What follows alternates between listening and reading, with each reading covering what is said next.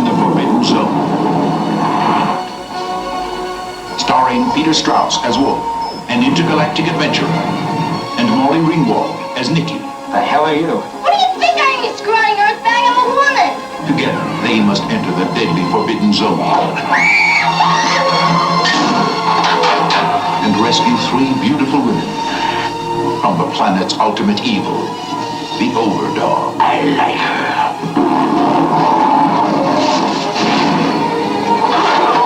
Works every time.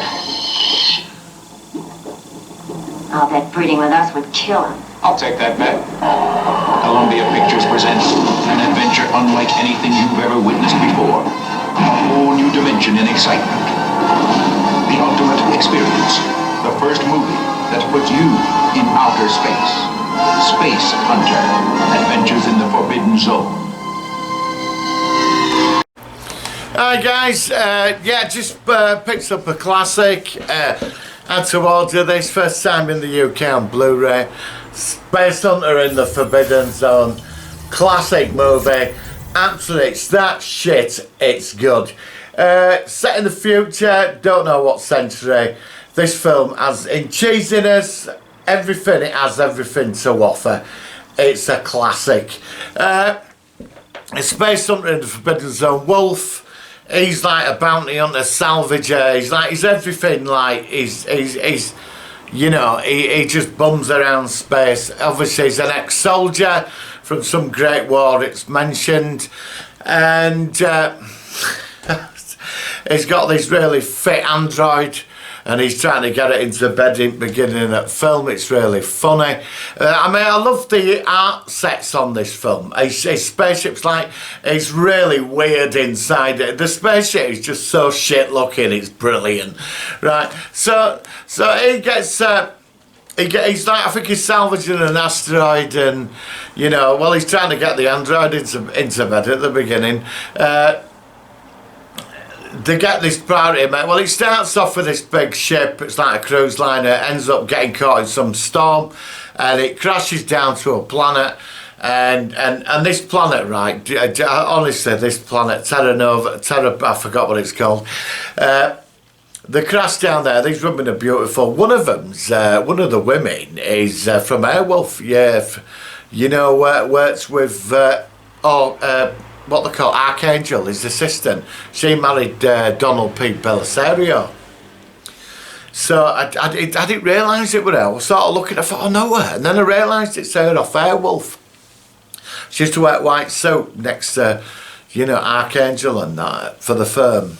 So anyway, they get the message. It's 3,000 credits, and he's like, you know, let's go do it. So they pop off down to this planet full of mutants and all the, you know, usual stuff in the radioactive waste. And man, he's your typical all-out action sort of hero. But he has a conscience, but he's a loner. And you really get into this. He's like a cross between a wanker and he's an all-round wanker. He's a nice guy, but he's got issues, you know, the usual ready. I like being on my own, just doing my own thing and going my own way type action hero. But he does have a heart. So he goes, him and Android go off down to this planet to find these 3 women got trapped. But it's interesting because at the beginning of the film there's some history about the planet, and you see Michael Ironside's face. It was some medical team that went down there a long time ago and they disappeared. You see it on this computer screen. One of the heads is Michael Ironside. Is it Michael Ironside? Yeah, I think it is. Yeah, Michael Ironside. I forgot his name. Him with the bald head who were in V. Right, so he's Overtog, right? Great actor, right? And they go down to that planet, and when they turn up, the launch ship, him and Android, they're in this rover thing, drive the scrambler, driving across this like terrain, and they come across a battle. It's like this train with sails on with these people, and they're all being attacked by. This is where it goes into the Mad Max post-apocalyptic road movie sort of thing, you know what I mean? And he turns up, gets involved in battle, and they're going to kill off Overdog because he controls the zone. and this whole planet's full of mutant. And he picks up Molly Ringwald. She's like this beggar little urchin running about in trying to survive, and she said she knows where Forbidden Zone is. So they all go, her and him go travelling off together, but the android dies. I'm quite upset about that because I forgot about that. And she gets vaporised, you know. But I, because she could have been such a really cool character, but they got rid of her, and that was it. So anyway, him and Molly Ringwald go off. Nikki, she's called, and numerous adventures. They end up in this place where there's like these like mutant like things that are stuck to webs and that, and they're trying to eat you. And I mean, this film has it all right. It's got it all in this film. So they fight their way out of there, they get out, and they carry on, and then they meet Ernie Hudson from Ghostbusters, yeah! Right, and he's driving around in like this big steam-powered bulldozer thing, knocking stuff out of the way, and they fuck each other over. He tries fucking him over, and he fucks him over, and they're both mates. I think they used to serve in military together, but they're like, but it comes up where they have to team up, and they both respect her, they're both mates, really. And this young girl, he starts developing like paternal instincts towards her, you know, he starts being a bit protective, like, because she's on her own, he's alone, he's like a father figure. And she's carrying on because she likes him and she don't want to be left alone. And he says, look, you know, you get some food and then I'm going to get my reward and I'm gone. But it gets more complicated. So, and then there's all these like crazy motorbike scenes and lasers going off and everything. And they get, well, and they meet the people from the train thing with you know, with the sails and that. And they're on this mission, and then they all get attacked by Overdog's men in jet-powered hand gliders, you know, and they're shooting them down. And they battle their way through, and there's all these like I think they end up going under the city, and they're running along, and suddenly she gets pulled under water, and all these super sexy women come out all dressed up, and he's stood there, and one of the like Amazon underwater warriors, all these stunning women, and one of them says, do you think you can take it breeding with us? And he basically going, yeah, I'm up for the challenge, you know. And then this monster turns up, they all vanish, and he vaporises monster, and then it's on into Overdog's lair then, you know. And we see Overdog, Michael Ironside is brilliant. You know, I love the villain Overdog. He's like on this big cherry picker thing, like half machine. He's got these big claw hands. And I don't know, he treats everybody like shit. He's got the standard arse-licker villain assistant. Like, you know where you get the Grand Vizier? Well, he's called the Chemist. And, you know, he's like, he needs young women. It's amazing how they all feed on young women, innit? So he needs like young women to feed on life forces, not mutants. And these three women, it's something to do with the spirit, how feisty they are, makes him stronger. So anyway, there's a big gladiatorial fight, the assault that, and him and Ernie Hudson and Nikki, she gets caught and she gets put in front of Overdog, but he goes to save her. They get the three women out, and he goes into battle, you know, the hero, he goes into battle, Wolf, he takes on Overdog. It's a big battle of like energy bolts flying from his claws, and he thinks he's firing these rockets off, and they think he's dead, but then suddenly he's going out there, and Overdog wakes up, he's like full of energy, and there's a big fight, and Summer Happy destroys one of his chains, and obviously it's the end of Overdog.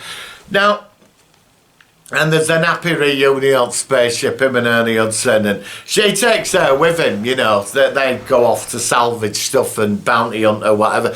And that's where it all finishes. It's quite happy ending. I mean, you don't get films like this anymore. Space Hunter in the Forbidden Zone is a classic. I do recommend this. It's bad and it's good. It's got everything in it. It's a simple watch, but it's nice to see this type of stuff. It really is. I saw this film in, oh god, it was in the 80s. I saw it in 3D. There was a bit of, when sort of 3D came back, you know, the ABC cinema. And I loved it. And then I got hold of it on video, and you got a pair of 3D glasses, didn't work. But I remember watching it on 3D. I suppose at the time it was sort of alright. And then after I had it on VHS, I never got it on DVD. I forgot about it. And then I saw an advert recently. And I thought, oh my God, it's Space Hunter. I hadn't seen it in years. So I went in and got it. Now, this is a great film. And I do recommend it. It's one for the collection. It's a shame. There is some good commentaries about the making of the film and the background and all that. Which it's honestly, it'd take an hour just from it to go through director and everything. There's quite a few people in this. I mean, Molly Ringwald's in this. I mean, and he's quite famous in Peter Strauss, actually. I looked into his career. So he's won several awards. So he is, because I don't recognise him in anything. But he's been around for a long time. So it's a great film. I would have loved a sequel to this. But the one thing that lacks for me, you don't get much of Overdog, really. You know, Michael Ironside. You don't really get much of him. I mean, he's in it, but he's like, you don't really see him till the end. You get bits of him, but it's like the battle. I would have liked to have seen a lot more about Overdog. There is a bit of his origin right at the beginning. It's on a computer screen. If you've got to listen into it about this medical team went to this planet because we're all this like radiation and all this there. And I think it's closed off as well as the planet from the rest of the galaxy. But it's the sets and the scenery are just insane. It's really weird. It's like they borrowed sets from other films and put them in there. And the road movie thing of the Mad Max thing is in there, but with lasers and mutants. And I mean, this planet has it all. And Overdog sat in his dark castle with his army and his creepy assistant to do his bidding and feeding on, you know, on young people to keep him alive forever. You know, basically this whole thing is just this whole big fortress and all these generators, all just to keep him alive. And the effects in this aren't too bad. You know, to me, this film hasn't dated. It's like, it could be made today, but made straight for DVD. You know, and yet again, if you did this and they put CGI in it, it'd kill it. The spirit of this film is the sets and how everything looks and the feel of it. And it's not complicated. They're straight to the point. It's good versus evil. Man with a conscience. And he does the right thing, even though he's a bit rough around the edges. You know, shame. I think they wasted the android character at the beginning. I really do. It would have been nice to have kept all the way through it. And Overdog, you don't get a lot of him, and that's a bit of a letdown with it. But I'm going to give this film 98%. Or out of 10, I'm going to give it, I'd say a 9 on the cheese factor alone. And this is great. I mean, he's like your typical 1980s sort of cheesy hero, you know, and he's great. So this is my review of Space Hunter Adventures in the Forbidden Zone. It's a great film. I would like to see this in 3D again. Do you know what I mean? I'd go to the cinema to see this. I would go see it definitely in modern 3D. So I think it's quite a spectacle. But then, now the other thing about this film is the soundtrack is really awesome. The soundtrack is really cool, and I was quite impressed because it's got that atmosphere. Do you remember when you saw The Last Starfighter and the music kicks in and it sort of puts the hairs on your back? Well, Space Hunter in the Forbidden Zone does that. So, you know what I mean? Look, it's not an all-out thing. I think this went out just a few weeks before, I think, Jedi, I think. So this was at a time when science fiction were all sort of the Star Wars, let's call it the Star Wars bounce, because before it was a bit shit with science fiction. We didn't get much, did we? We went through a bit of a blank, you know, with science fiction. But with this, you know, this is from that time. This is, it stands its time, does this. It's not going to be everybody's cup of tea. If anybody remembers Movie Drone with Alex Cox, he would have covered this movie.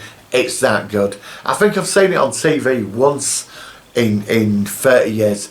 But honestly, guys, give this a go. And the Blu-ray transfer is not too bad. I was quite impressed. So, guys, Space Hunters Adventures in the Forbidden Zone. Great soundtrack. Just a great multitude from Roger Corman to other like them directors. Do you know what I mean? It's not Roger Corman, but he's got that feel of it. And the sets, the makeup, you know, the makeup and everything. It's just great, and the cheesy lines and the dialogue and the macho-ness and the bits of wankiness in there, you know, from like the characters.